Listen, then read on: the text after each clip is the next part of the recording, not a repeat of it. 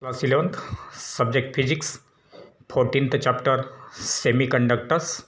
From this chapter, let us see intrinsic semiconductors. So what are the intrinsic semiconductors? A pure semiconductor such as pure silicon or pure germanium is called as an intrinsic semiconductor. A pure semiconductor such as pure silicon or pure germanium is called as intrinsic semiconductor.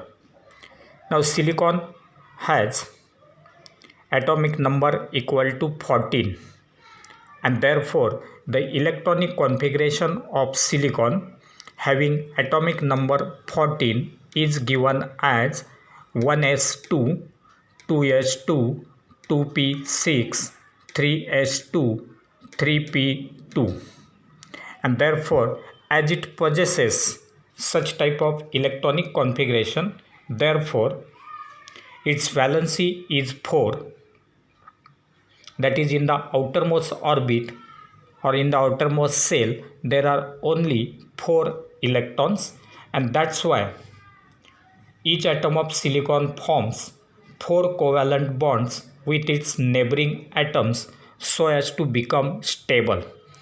As silicon is having its valency equal to 4, only 4 electrons are present in the outermost shell, and that's why it is unstable.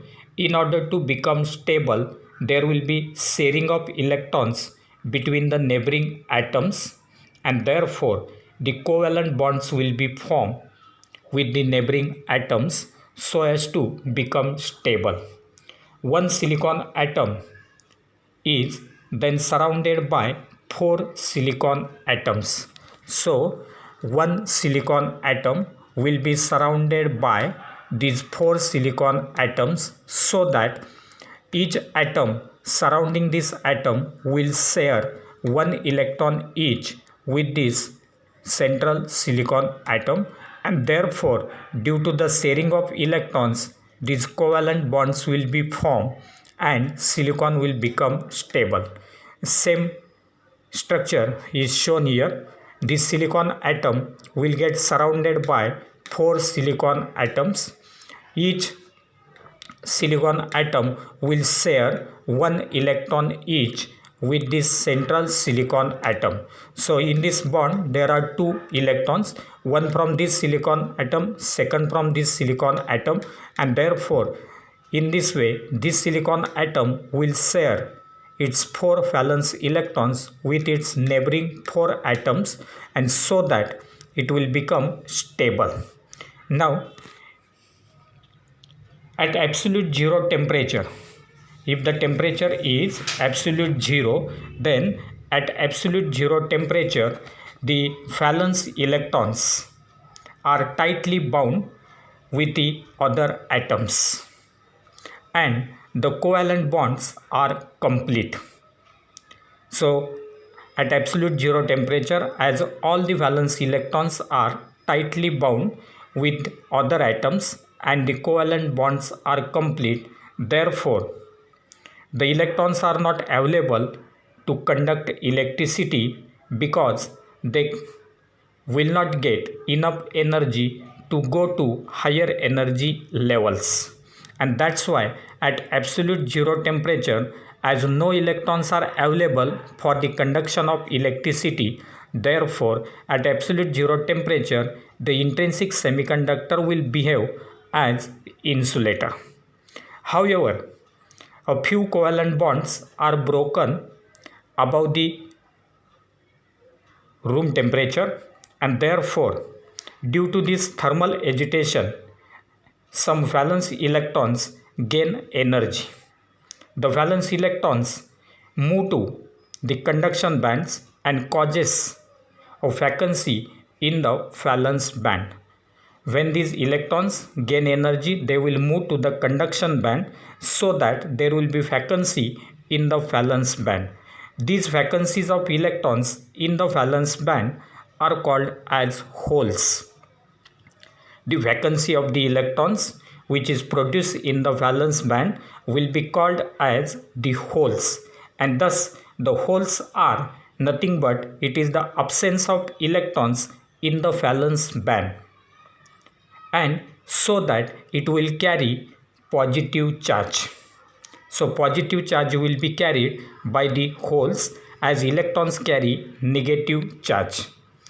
Now for an intrinsic semiconductor, the number of holes per unit volume, that is called as number density NH, and the number of free electrons per unit volume called as number density Ne is the same. That is, in case of intrinsic semiconductor, number of holes will be equal to number of electrons, that is the density NH will be equal to the density Ne. Number of holes will be equal to number of electrons, and therefore at absolute zero temperature there will be no conduction of electricity. Now electrical conduction takes place by the transportation of both carriers, that is holes as well as electrons. When a semiconductor is connected in a circuit, the electrons being negatively charged will move towards the positive terminal of the source of EMF, that is battery, and the holes are positively charged and will move towards the negative terminal of the battery, and thus the current is set up due to the electrons and holes in case of semiconductors. So in this case, the negatively charged electrons move towards the positive terminal of the battery, and the holes which are positively charged will move towards the negative terminal of the battery, and hence the current conduction will take place in case of semiconductors. So this will be regarding intrinsic semiconductor, that is pure semiconductor. Now let us see extrinsic semiconductors. Extrinsic semiconductors. So the electric conductivity of an intrinsic semiconductor is very low at room temperature. The addition of a small amount of suitable impurity to an intrinsic semiconductor increases its conductivity. So as at room temperature, the conductivity of the pure semiconductor, that is intrinsic semiconductor, is very low. Therefore, in order to increase the conductivity of the pure semiconductor, some other impurities, that is some of the atoms from other elements, will be added to this intrinsic semiconductor, and hence its conductivity will increase. The process of adding impurities to an intrinsic semiconductor is called as doping. The process of addition of impurities to an intrinsic semiconductor is called as doping. The impurity is called as the dopant. The impurity atoms which are added to the pure semiconductor are called as dopant. The semiconductor with impurity is called as extrinsic semiconductor. The pure semiconductor, when it is doped with other impurities, then it will form the extrinsic semiconductor. The parent atoms are called as hosts, and the dopant material is an selected material. The dopant element will be selected such that it does not disturb the crystal structure of the host. So when the doping is done, at that time the crystal structure of the original intrinsic semiconductor will not get disturbed. The size and the electronic configuration of the dopant should be comparable with that of the host. So proper elements will be added as the dopant. silicon and germanium can be doped with pentavalent impurities as well as the trivalent impurities. So if you consider the pentavalent impurities like phosphorus P, arsenic As, antimony Sb. So with such type of pentavalent impurities, phosphorus, arsenic, antimony, the intrinsic semiconductor will be doped. Similarly, with the help of trivalent impurities such as boron B, aluminium Al, as well as indium In, will be again mixed with the intrinsic semiconductors so as to form the extrinsic semiconductors. That means in order to prepare the extrinsic semiconductor, either pentavalent impurities or trivalent impurities will be added to the pure semiconductor material, that is intrinsic semiconductor. And therefore, depending upon the doping process, there are two types of extrinsic semiconductors, that is N-type semiconductor and P-type semiconductors. So N-type semiconductors and P-type semiconductors are the types of extrinsic semiconductors depending upon the doping process. So out of these two types of extrinsic semiconductors, let us see first N-type semiconductors, N for negative. And therefore, when silicon or germanium, that is pure silicon or germanium, that is intrinsic semiconductor crystal, is doped with a pentavalent impurity such as phosphorus, arsenic or antimony, then we will get N-type semiconductor. So to have N-type semiconductor, the pentavalent impurity will be added to the intrinsic semiconductor. When a dopant atom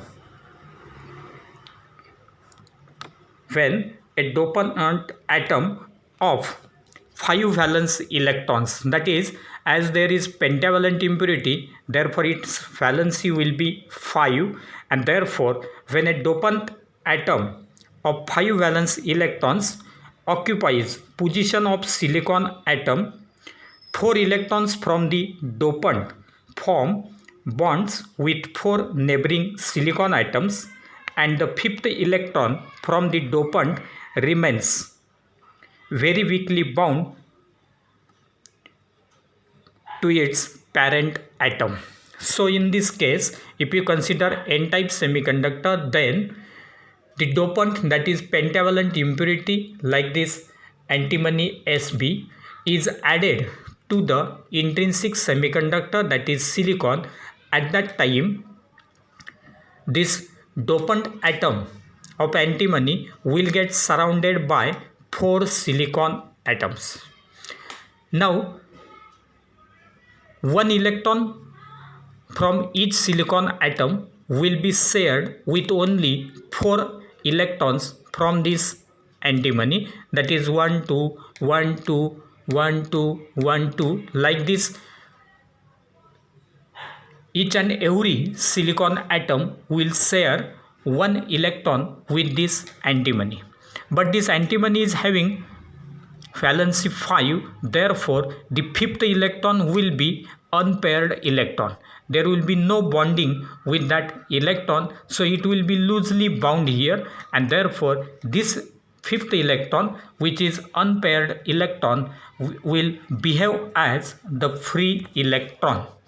So the dopant atoms, how many dopant atoms are added in that silicon crystal? At that time, each dopant atom will give rise to 1 free electron, and therefore as large number of dopant atoms are present in that intrinsic semiconductor, therefore large number of free electrons will be present there. So here silicon is doped with antimony, and therefore the crystal structure will be like this, so that each dopant atom of antimony will give rise to 1 free electron each. and therefore these free electrons will be now responsible for the conduction of electricity. Now if we consider this structure, to make this electron free even at room temperature, very small energy is required, as that free electron is loosely bound with dopant atom. Therefore, to make this electron free even at room temperature, very small energy is required.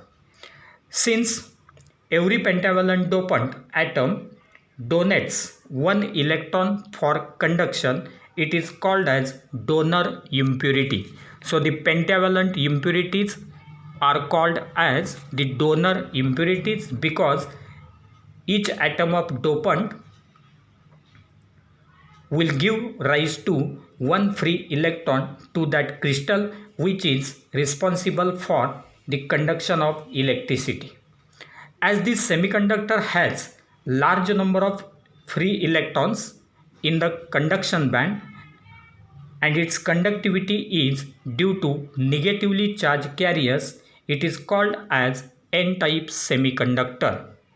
So when intrinsic semiconductor is doped with pentavalent impurities, large number of free electrons will be present in that crystal, and these electrons will be responsible for the conduction of electricity, and therefore such type of semiconductor is called as N-type semiconductor.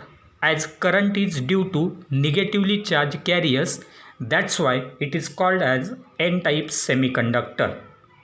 Now some of the electrons and holes are provided due to the thermally broken bonds. Due to the rising temperature of that crystal, again some of the electrons and holes will be produced there due to thermally broken bonds. Then the density, if you consider the charge density, then density of electrons is due to the sum of electrons donated by the donors and the thermally generated electrons from the host. And therefore the density of holes is only due to the thermally breakdown of the covalent bonds of the host. So in this case, electrons will be due to the sum of electrons donated by the donor as well as thermally generated electrons, and the holes are only due to the thermal breakdown of the covalent bonds of the host. Some electrons and holes recombine continuously. Some of the electrons and holes recombine continuously, and the number of free electrons exceeds the holes. That is, number of free electrons are greater than the holes. Thus, the semiconductor doped with pentavalent impurity contain electrons as majority charge carriers and the holes as minority charge carriers.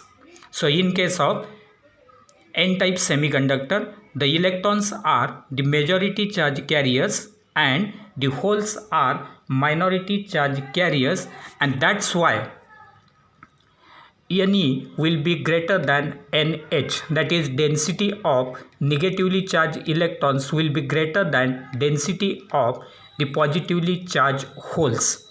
So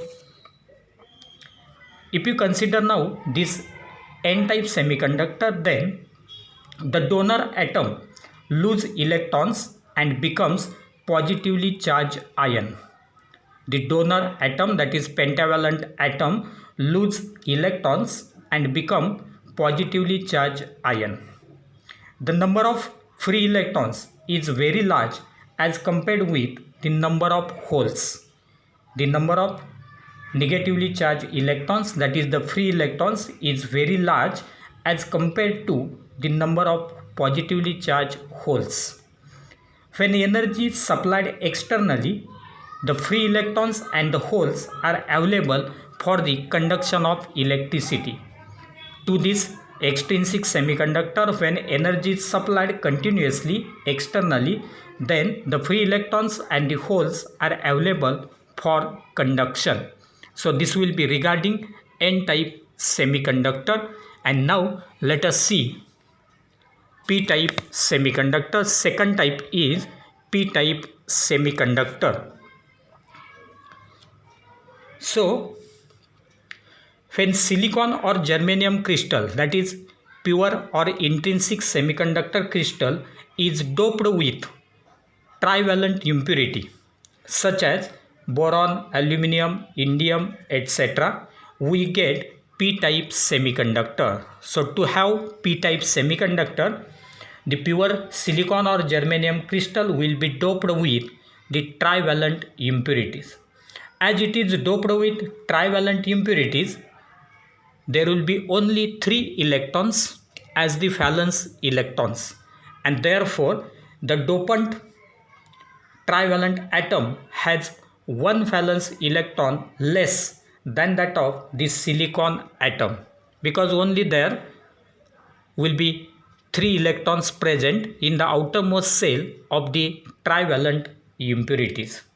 Now every trivalent dopant atom shares its 3 electrons with their neighboring silicon atoms to form only 3 covalent bonds, that is completed 3 covalent bonds.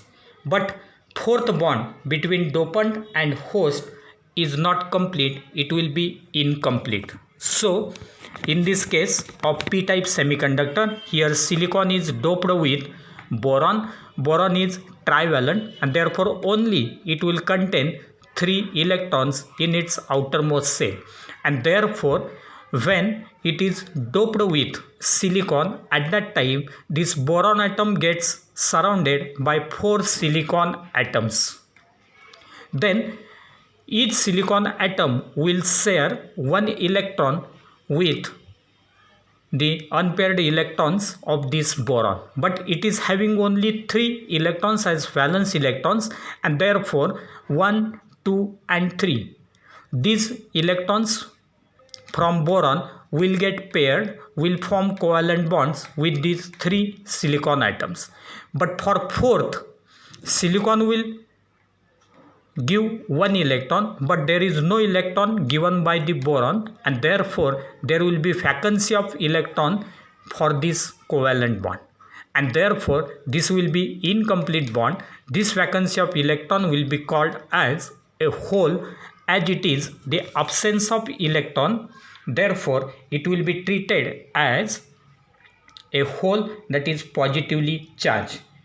The incomplete bond can be completed by another electron in the neighboring silicon atom. The incomplete bond will be completed by another electron in the neighboring silicon atom. Since each trivalent atom can accept 1 electron, it is called as an acceptor impurity. Since each trivalent atom can accept 1 electron, it is called as an acceptor impurity. So trivalent impurity is called as the acceptor impurity.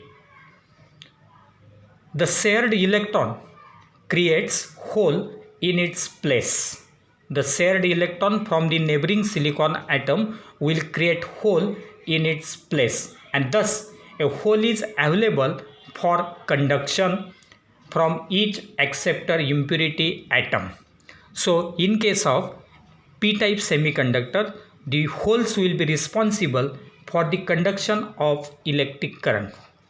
As the positively charged holes are majority charge carriers and are responsible for conduction, hence this type of semiconductor is called as p-type semiconductor. So in case of p-type semiconductor, these holes are responsible for the conduction of electricity, and the number of electrons will be less than number of holes, that is, holes are considered as the majority charge carriers and the electrons will be considered as the minority charge carriers.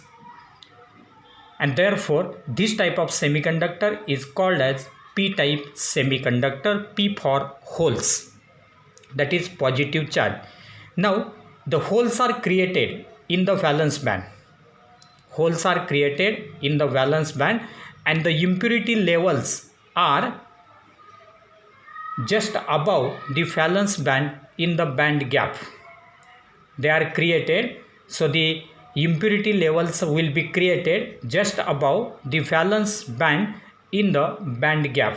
The electrons from valence band occupy these levels and conduct current, and therefore in case of p-type semiconductor we can say that the acceptor atom acquires electron and becomes negatively charged ion. The acceptor atom acquires electron and become negatively charged ion.